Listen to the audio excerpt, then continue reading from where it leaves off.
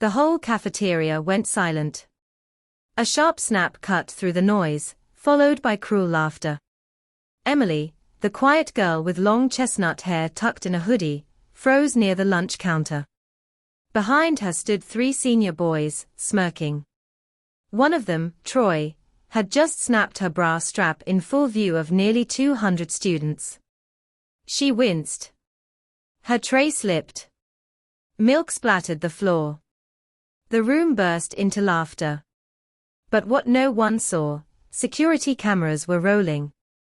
And the person watching them wasn't just the school principal.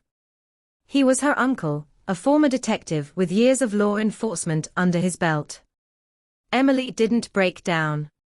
She bent down, hands trembling, picked up her tray, and walked out.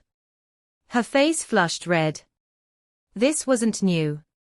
Since transferring after her mom's death, Emily had become a target, small, reserved, alone. No backup. No voice. But that day, someone else noticed. Mr. Benson, the janitor, a 60-year-old vet who'd seen trauma up close.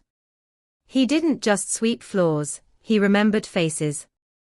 And he kept the footage. That evening, he made one quiet phone call, to Detective Scott Malone, Emily's uncle.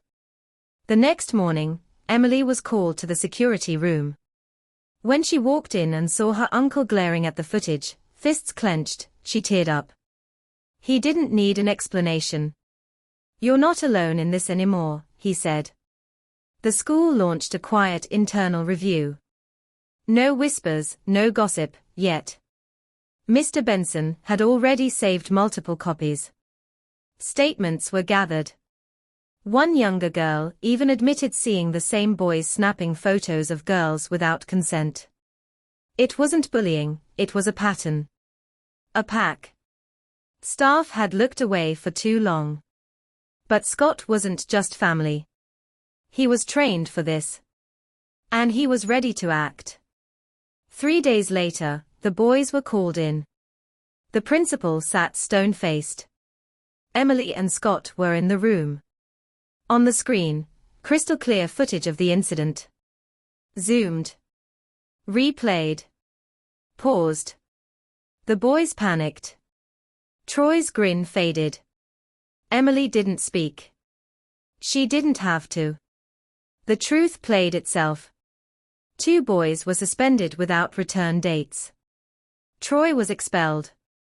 And then came the court notice. The footage had been submitted to the police. Under local law, it qualified as sexual harassment with physical assault. Troy was charged. The case made headlines. And suddenly, those who once laughed fell silent. The cafeteria changed. Emily walked with steady steps now. Still quiet. Still herself. But when her name was read over the speaker, students listened.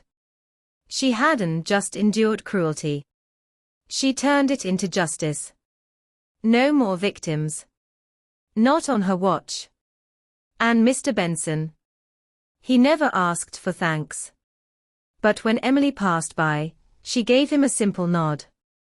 Because not all heroes wear a badge, some just carry a mop. Drop a respect in the comments if you believe quiet strength changes everything.